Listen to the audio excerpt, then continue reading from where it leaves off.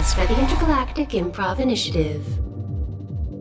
Dangerous Dangers, Minisode 1, Jesse's No Good, Very Bad Day, featuring the voices of Dan Spitaliere and Kaya Renwick. First things first, but not necessarily in that order. I should roll. January 19th, 2189, Terran Universal Coordinated Calendar. The Citadel, Widow System, Serpent Nebula, Arok Shalta Ward, Outer Edge District, Systems Alliance Headquarters, Citadel Branch, Docking Bay C-17, SSV London. Everything is dark. It shouldn't be dark. There should be light and sound and people. Oh, there it is. Only it's gunfire and flashes of electricity and biotics, and you can't move. You're at the wrong angle. Everything's askew. It has all gone so wrong. You wake up.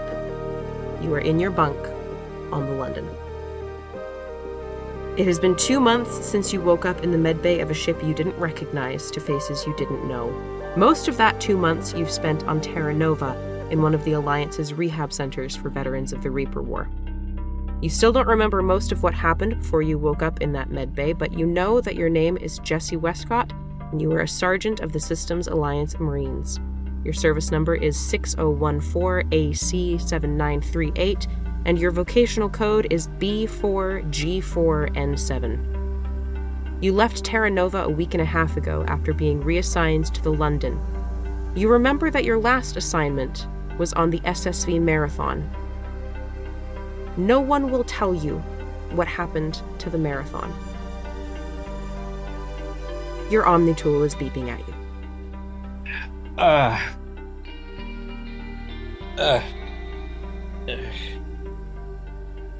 How do I...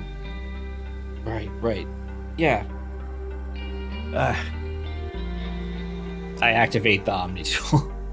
It flickers to life over your arm and informs you that you are to report to the executive officer of the London. Exo Fisher is calling you.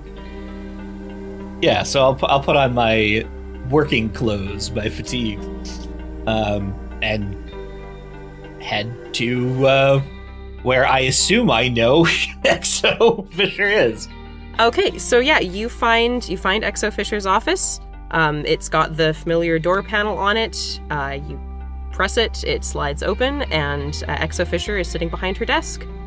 She is a short and broad-shouldered woman with tawny skin, hazel eyes, and a crew cut which she keeps under a navy cap at all times. In the time that you've known her, you think you've seen her smile maybe once, and she runs one hell of a tight ship. But she's not unkind. She's very much a taskmaster. Can't really imagine a better choice for the XO of a Navy cruiser, really.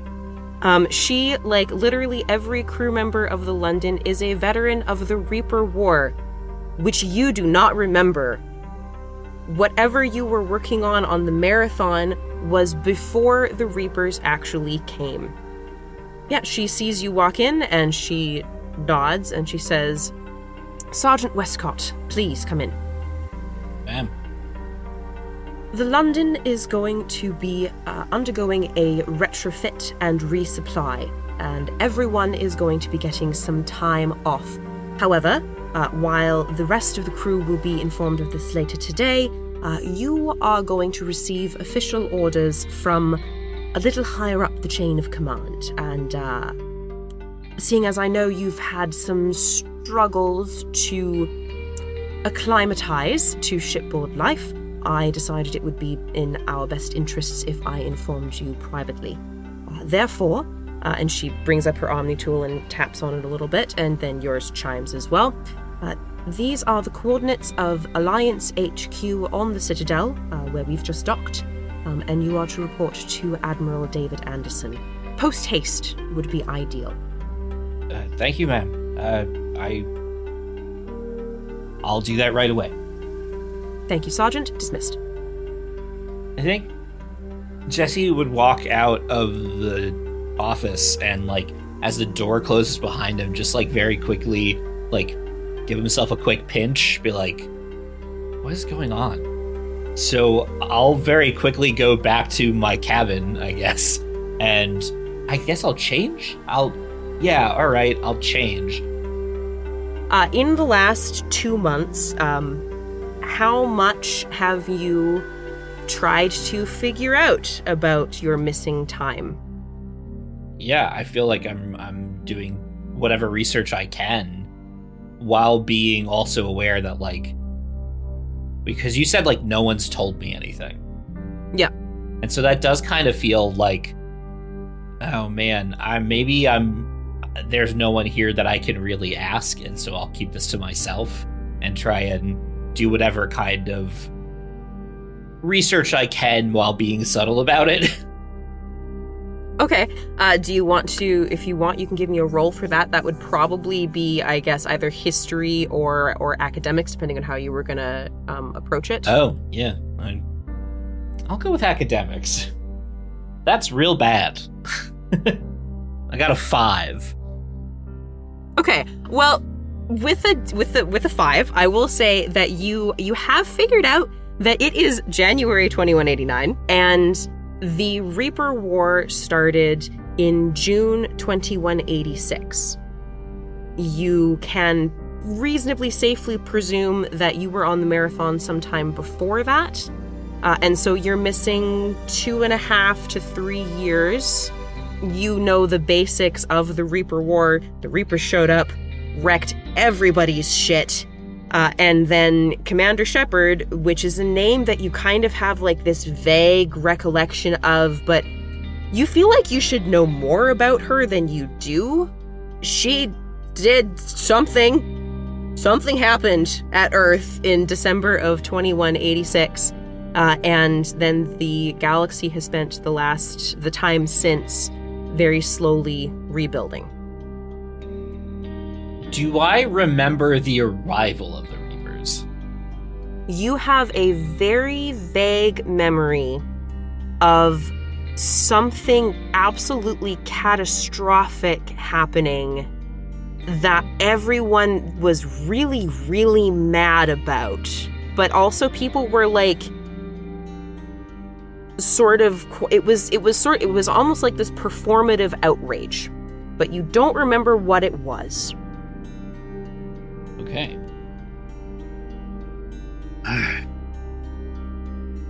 Do I remember Admiral Anderson? Is that a name that's familiar to me? Give me another D20 roll. A 3, unless there's a modifier. No, this is a straight luck check. The name rings a bell. But beyond that, it's like you have all of these memories that are, it's on the tip of your tongue, and you can't quite get them out. Yeah. All right. Jesse changes clothes, grabs his stuff, starts walking out of his cabin, and starts recollecting on all of the information that he's been able to gather so far. Which is along the lines of like, okay, so I've been awake for like 2 months. I've been on this ship for a couple weeks, and now I'm getting sent to an admiral? That sounds bad. Do you want to try looking up said admiral? You do have extranet access. Yeah, sure. So yeah, I'm gonna look up Wikipedia David Anderson. Pretty much. I'm not going to make you roll for this. You very quickly find about Admiral David Anderson's service history. He is the head of the Navy's Special Operations Fleet. He was one of humanity's first N7 graduates. You know that is a point of pride because you are also an N7 graduate. What exactly that means, you don't 100% remember, but you remember being proud of it. You know, as you look this up, that Admiral Anderson was the head of the resistance on Earth during the Reaper War and was at the Battle of London. where Commander Shepard did whatever the hell Commander Shepard did to defeat the Reapers and save the galaxy.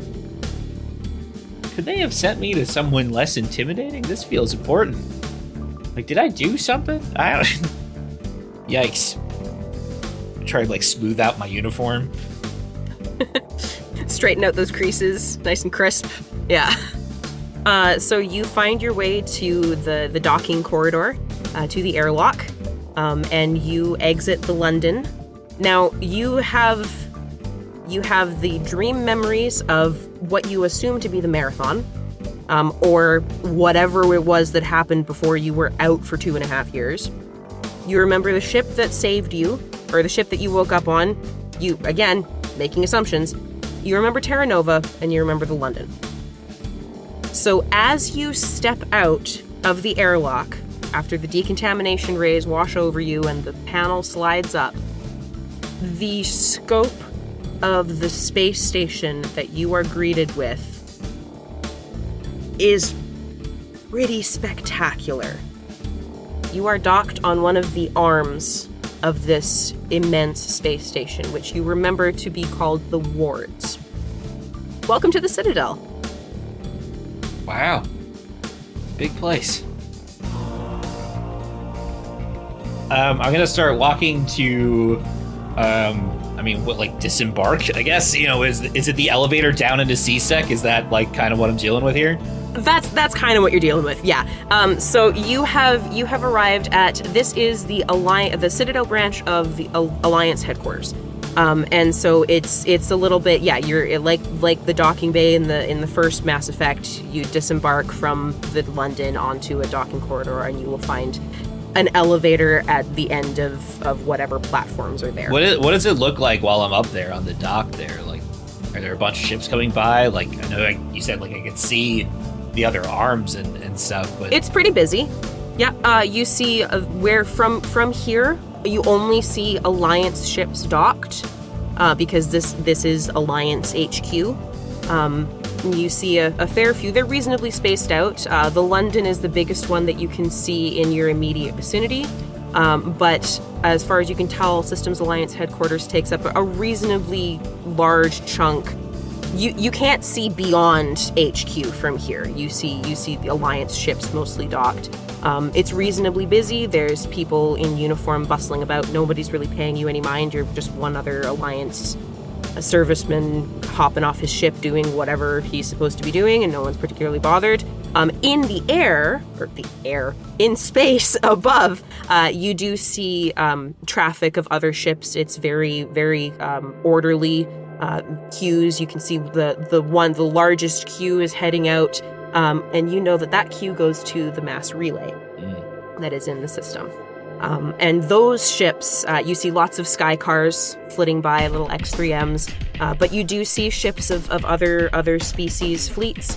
You see Turian ships. You see that they're with their angular designs, and you see Asari ships, and lovely and sleek, and all sorts. The Citadel's a busy place. Seeing no one taking direct interest in me, I'm just gonna kind of awkwardly shuffle off the dock to the elevator and try and find my way to an admiral. So the message that Fisher sent you did have the directions to the admiral's office, and so I imagine you remember that as you're in the elevator, because they always take forever no matter what. And since you're bored, you pull up the message and you go, oh, that's where I'm supposed to go.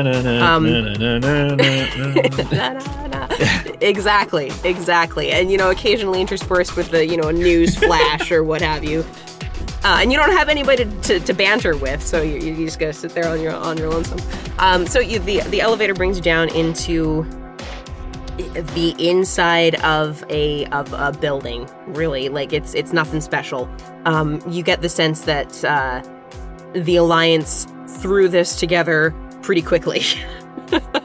And as you look around, that is sort of a flash of memory of some of the things that you read about the war, which is that Arcturus Station was absolutely annihilated in the first hours of the Reaper invasion into the Sol system, or through the Sol system from the Arcturus cluster. And so the seat of Alliance governance and the Systems Alliance high command was just gone. And after Earth's infrastructure was similarly decimated, the Alliance needed somewhere to work from.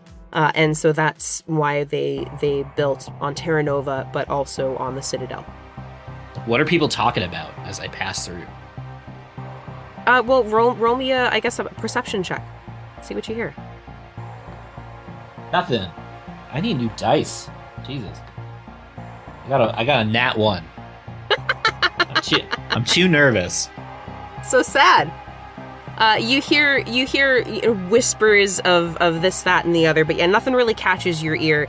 You're pretty freaking nervous. You don't know why you've been called to see Admiral Anderson of all people. Like, there are few people in the chain of command who would be more intimidating than Admiral Anderson where you're standing. And so yeah, not surprised that you're a little bit tunnel vision. You find your way through the command wing to the coordinates that Fisher gave you. And you are now standing outside of Admiral Anderson's office. You see the little name placard beside the door, and this door panel is orange. You will have to request entry. It's not just going to immediately let you in. So I'm going to take a beat to take a deep breath, gonna straighten out my dress clothes again, make sure I've got everything going. Double check my Omni tool, I'm in the right place, right? This is the name? Yeah? Okay. And then I guess what, do I touch the door to announce myself? Yeah, I'm not gonna make you hack Anderson's door. There's a couple of beats, and then it flashes from orange to green and slides open, and you are welcomed into Admiral Anderson's office. Yeah, so I'll hesitantly walk in, and I don't even know if Jesse would say anything in this moment. It's he's intimidated for sure. I think he would walk up to the desk, but not too close, and just be like a kid in the principal's office. You're I'm just gonna be here and wait for you. When you walk in, the Admiral is standing with his back to you, looking out over the ward. And as he hears the door open, he turns around and watches to see what you will do. I'll salute, do the kind of straighten out salute thing, but a little bit slow, just out of awkwardness. Sir. His lips twitch toward a smile, but he's keeping calm. He doesn't look... Well, give me an insight check. That's a 17. Okay. He is not pissed off. All right. He is mildly amused in that sort of affectionate way. And so he sees you salute, and he nods and motions to the seat in front of his desk and says, "Have a seat, son." Thank you, sir. Once you have sat, he sits across from you behind his desk, then leans forward, puts his elbows on the desk, and looks you straight in the eye. "Thank you for coming, Sergeant. I've read your file, and I've no doubt that this was, shall we say, unexpected. Am I right?" Yeah. Is everything all right? I feel like I should be the one asking you that, son. You are certainly not the first case we've had of servicemen and women who don't remember everything that's happened to them for one reason or another. We understand that this can be difficult to deal with. I trust that Lieutenant Commander Fisher told you that the London will be undergoing a retrofit and resupply. Is that correct? Yes, sir. What she may not have told you is that after that resupply and retrofit, the London will be joining the first exploratory fleet. Have you come across that reference in the couple of months that you've been back with us? I don't think so. That's not surprising. It's been kept fairly quiet so far. The first exploratory fleet is a subfleet of my fleet, of the 6th Fleet, part of the Special Operations, and it is being headed by Rear Admiral Shepard. The first exploratory will be exploring uncharted worlds beyond dormant relays, worlds in systems as yet undiscovered. Everyone on the London will be getting 2 weeks of shore leave, after which they will be returned to Terra Nova for further training in order to ready them for their duties in the first exploratory. You are an exception. You will be getting a month, with which you can do what you please. He meets your eyes very levelly, and he says, "Is there anything you want to ask me?"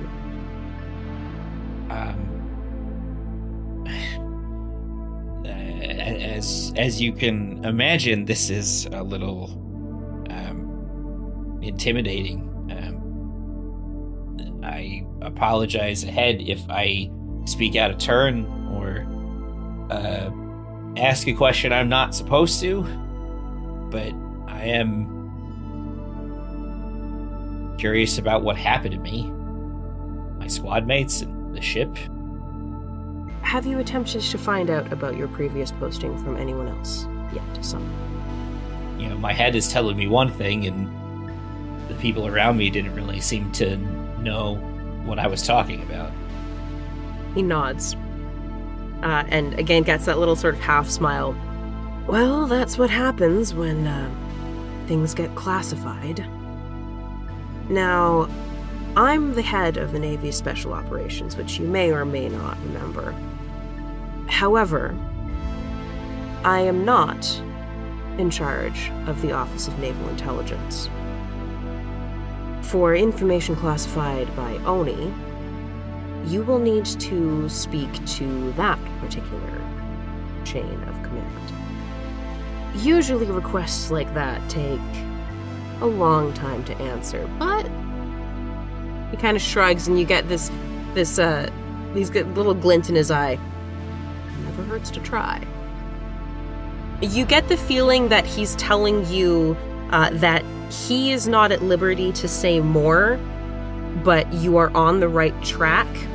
And if you were to push in the right places, he's on your side. Thank you, sir. Why are you helping me like this? He thinks about it for a moment. To put it simply, son, because I can. I've seen too many good soldiers lose too much to this goddamn war, that when I have the opportunity to put something right, I do my best. Thank you. Are the ONI offices here as well, or? Look for the black corridors. All right. Thank you for your time, sir. He nods and I assume you leave. Yeah. Okay, black corridors. I'm gonna start looking in the hallway. So you don't immediately see any. They're all sort of that, slightly beige tinted silvery gray, like every other corridor on the Citadel. You spot that there are stripes running along the walls. And in this particular corridor, the stripes are red. But when you come to a next one, you see a red going one direction, a blue going another direction, and a black going another direction. I'm just gonna keep looking around the hallways and be like, if I don't see anybody, I'm just gonna walk towards the black, follow the black lines. Okay, so as you continue down the corridors, you notice that the preponderance of uniform colors begins to shift.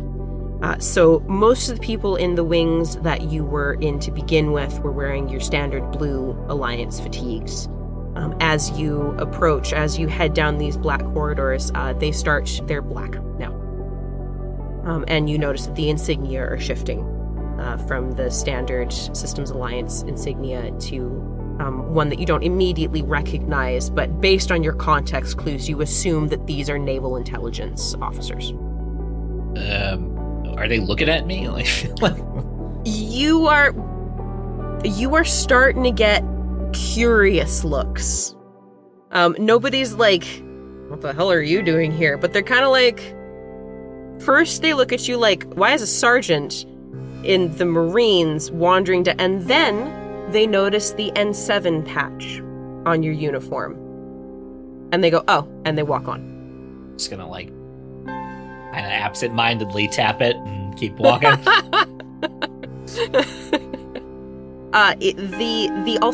The number of people you are seeing has dropped.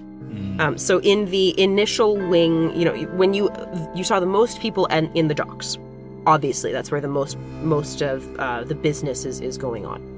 In the command wing, you saw fewer people, but still like pretty hustle and bustle. And now here in the Oni wing, it's quiet. And there's a desk that looks like it should be a reception desk, but nobody's there. I'm suddenly having this feeling like, oh man, I should have made like an appointment or something. I just walked down a hallway. What am I gonna do? Tell them that I'm here to see naval intelligence? What?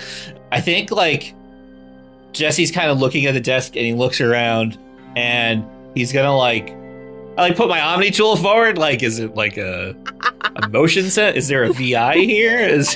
As you come up and you move to wave yes, a hologram pops up behind the desk, and it is a human woman. She is in an officer's uniform. She's very clearly holographic and not like her facial and bodily features are very, very synthetic. Like, you wouldn't be able to place, this is not an avatar of any particular person. It's essentially like a mannequin in a uniform. And so as you approach and she pops up and says, "Welcome to the Office of Naval Intelligence. My name is Amy. How may I help you?" I was referred here by Admiral Anderson. I see. And did the Admiral recommend that you speak to anyone in particular? Ooh, no, I don't think... No, he did not give me a name. For what purpose do you seek assistance? I'm sorry, I'm a little bit nervous. The reason I'm here is to get some information based off of my injuries prior to the war. I was in a coma, and there are things that I remember from the incident that the people in the hospital weren't able to confirm, and I was referred to come here. I see. Where were you posted prior to the war? Do you mean location or ship? She tilts her head, and I would like you to give me an insight check. Yeah. 10. Okay. It strikes you as a little bit odd that a VI would do that, but you're a little too nervous to really dig into that right now. But it does strike you as an odd affectation.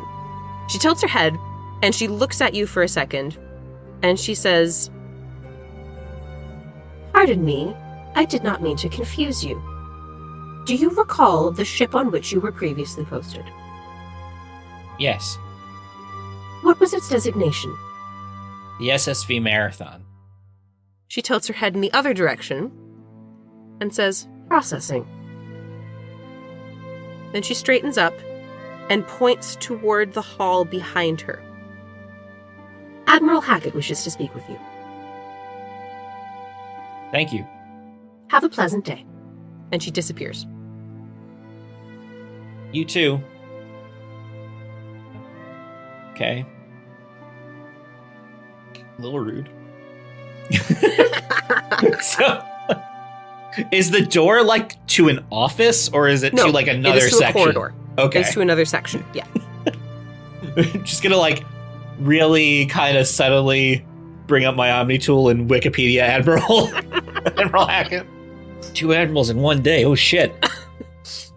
Yeah, so you very quickly find out that Admiral Hackett is the head of the 5th Fleet and Commander-in-Chief of the Office of Naval Intelligence. He was Fleet Admiral Hackett during the Reaper War, and is kind of like the big kahuna of the Alliance. Yeah. I like that. Big kahuna. I'm just like scribbling that down digitally.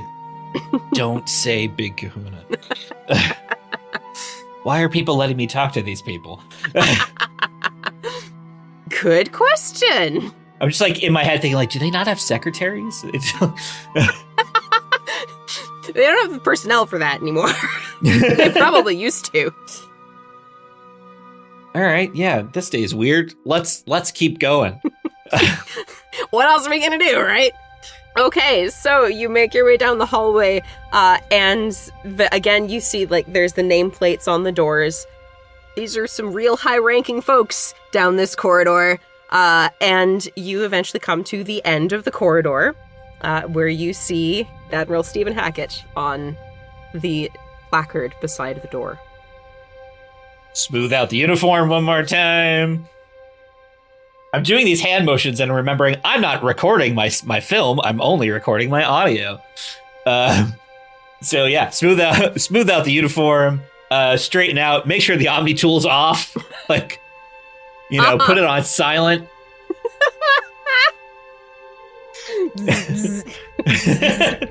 Oh, I'm sorry. Shit. Yeah, I guess I'll like put my Omni tool back up to the door, and I'm like seriously looking around like, no one is gonna stop me? Okay. Like, okay, so the door panel, which is also orange, as was Anderson's, it takes a second, then flashes green and opens up. And if this isn't Admiral Stephen Hackett's secretary, then Admiral Stephen Hackett looks a lot different than he used to than he did in his Wikipedia page. There's an older woman, probably like older middle age, sitting behind a desk, and honestly, she looks even more intimidating than Hackett's photo did. Like, this is the kind of lady that you do not piss off. And it's no surprise that she's Hackett's secretary.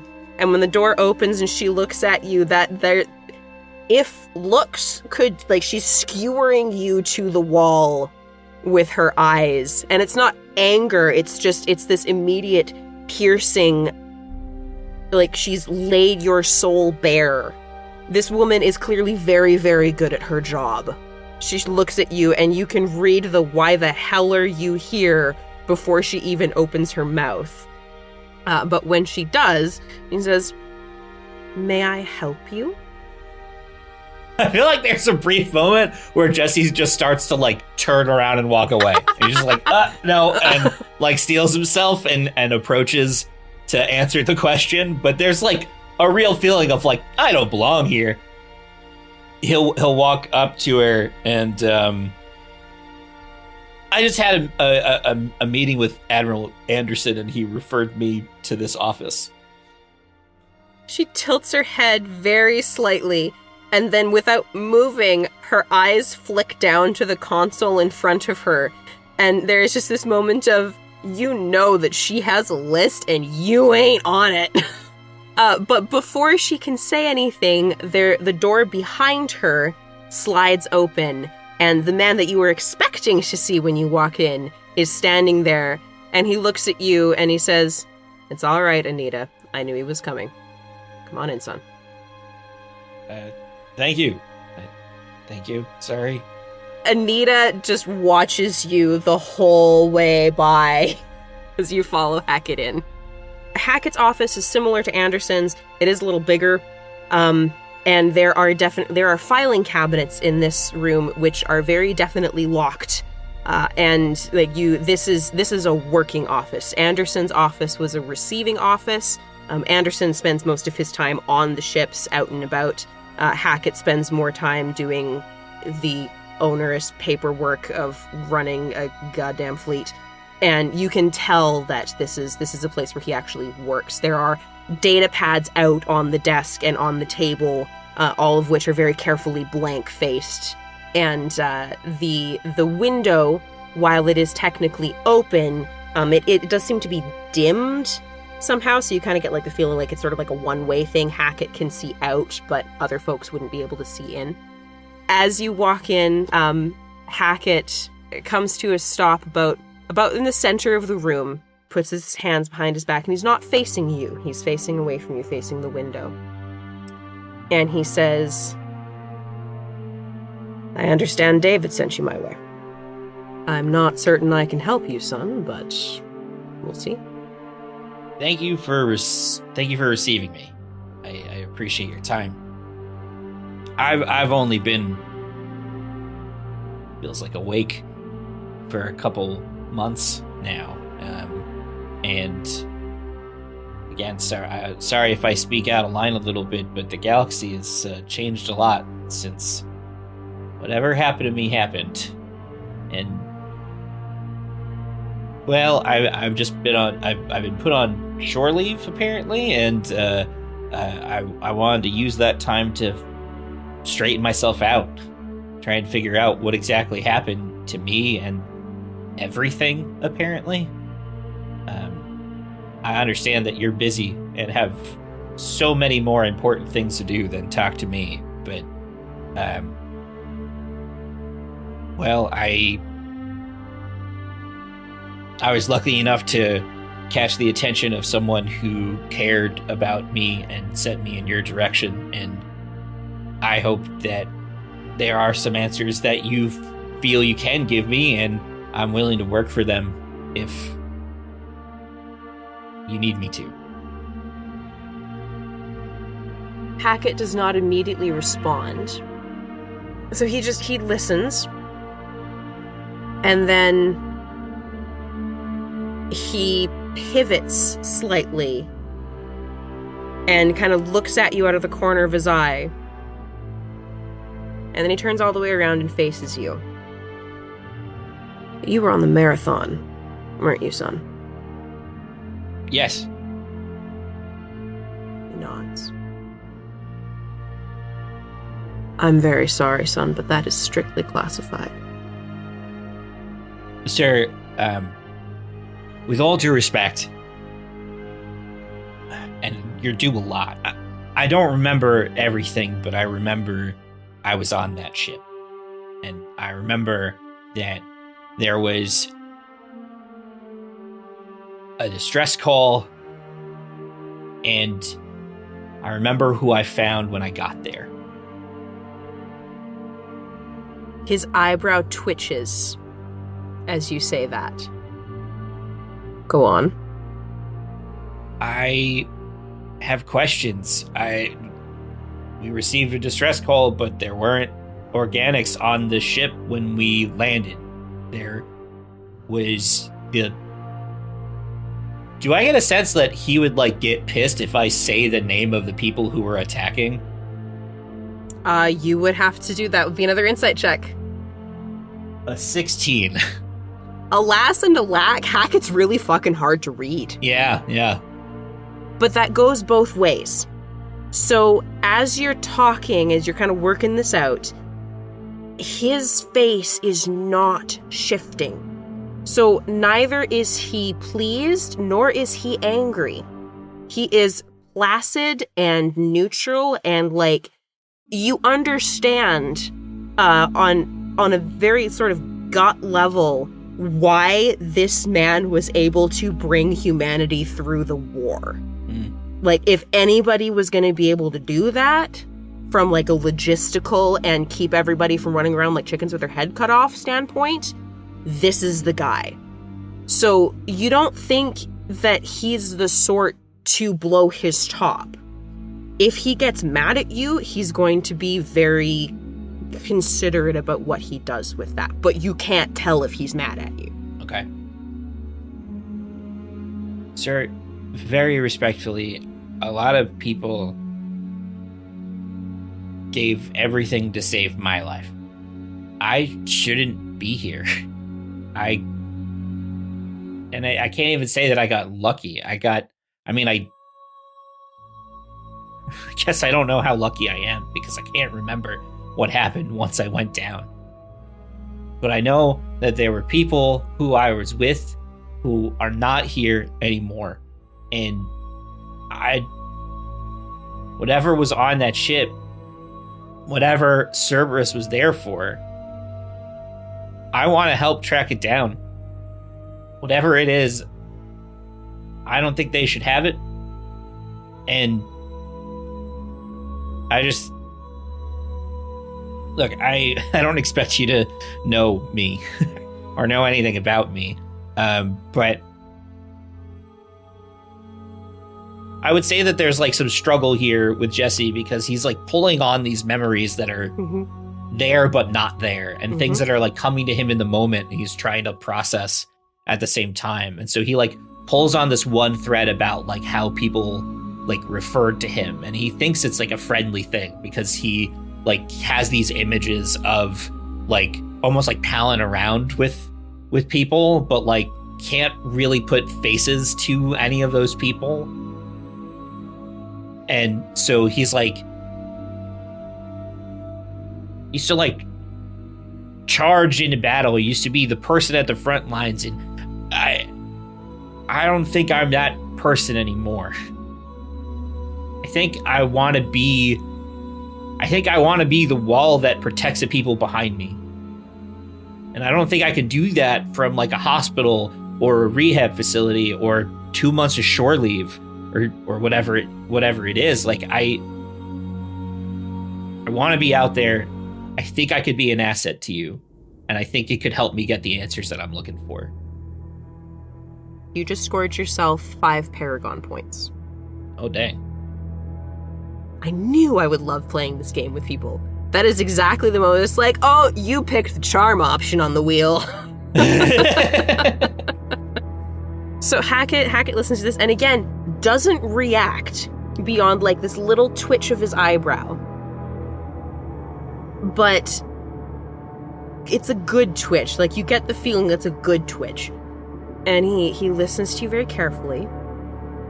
And he says, I can respect that. Since you are on shore leave for the time being, I cannot officially sanction any operations in this arena. However, I can tell you, and I trust that you will understand that this information is strictly classified. I can tell you that the Marathon is currently in possession of a group called Minos. We do not yet know where they are keeping her. We do not yet know when they came into possession of her. And that is all I can tell you with reasonable certainty at this time. I believe you when you say that you wish to be a wall between the innocent and those who would harm them. And again, I can respect that. Therefore, I will, for the time being, turn a blind eye to your activities in this investigation. I cannot promise you resources, but I can promise that any communiques that cross my desk, I will give the attention they deserve. And should anything come my way that would be advantageous for you to know, I will endeavor to forward it to you. Thank you so much. Is there anything else?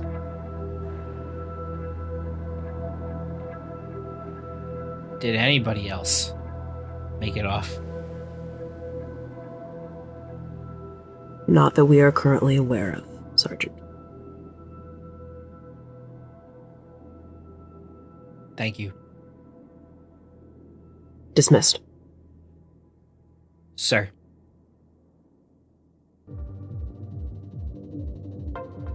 You have been listening to I Should Roll, Dangerous Dangers, Minisode 1, Jesse's No Good, Very Bad Day, featuring the voices of Dan Spitaliere as Jesse Westcott, and Kaya Renwick as everyone and everything else.